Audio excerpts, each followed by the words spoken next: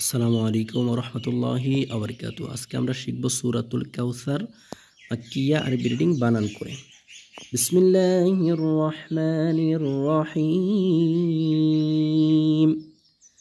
হামজা নুন জের ইন, নুনের উপরে তাসদিদ। নুনে এবং মিমে যদি তাসদিদ হয়, তার ডান হরফে যদি হরকত থাকে ওয়াজিব গুণা করে পড়তে হয়। এই জায়গায় আমরা গুণা করব ওয়াজিব।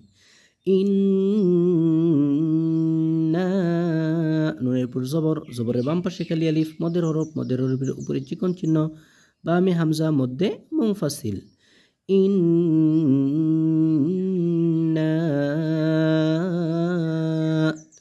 হামজা আইন জবর আ, হামজা আইন জবর আ, তয় জবর তয়, আ তয়, নুন খারা জবর না, আ তয় না, কাফলাম জবর কাল, আ তয় না কাল, আ তয় না কাল, কাফ জবর কাউ, কাফের জবর ওয়াওর সাথে, কাফ জবর কাউ, সা জবর সা, র জবর র, কাউ সার। এই জায়গায় যেহেতু আয়াত শেষ, আমরা থেমে যাব, অক্ফ হবে। অক্ফের কারণে কি হবে? শেষ হরফ যেটা থাকে সেই হরফের উপরে জবর জের পেশ থাকলে সাকিন হয়ে যায়, রর জবরটা সাকিন হয়ে যাবে, কাউ সার। ইন্না আ'তাইনাকাল কাউসার। ফা জবর ফা, ফার উপরে জবর, ফা জবর ফা, সতলাম জবর সল, ফা সল, লামজের লি, ফা সল্লি, লামজের লি, রবা জবর রব, লি রব বাজের বি, লি রব্বি, ফা সল্লি লি রব্বি, কাফ জবর কা, লি রব্বিকা, ফা সল্লি লি রব্বিকা।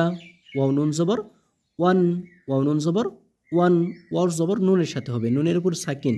নুন সাকিনের পরে এই হা হরফ থাকার কারণে এই জায়গায় কোনো প্রকার গুণনা করা যাবে না, ঠিক আছে? ইজহার হবে, কারণ হা হচ্ছে ইজহারের হরফ। ওয়ান হার, হার জবর হার, ওয়ান হার, ফাসল্লি লিরাব্বিকা ওয়ানহার। হামজা নুন জের ইন, নুনের উপরে তাসদিদ, তার ডান হরফে হরকত, ওয়াজিব গুন্না। ইন্না,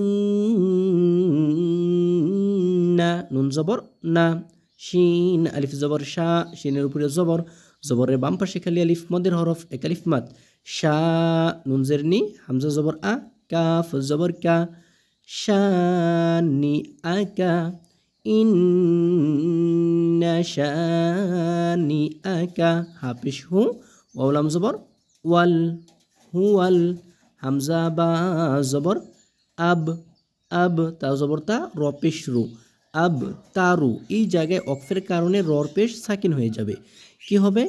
আব তার, আব তার। ইন্না শানিআকা হুয়াল আবতার।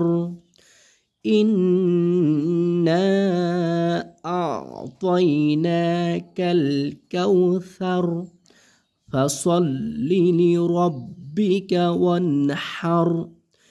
ইন্না শানিআকা হুয়াল আবতার। আজকের মতো এ পর্যন্তই। অন্য আরেকটা ভিডিওতে অন্য আরেকটা সূরা নিয়ে আসবো। আসসালামু আলাইকুম ওয়া রাহমাতুল্লাহি ওয়া বারাকাতুহু।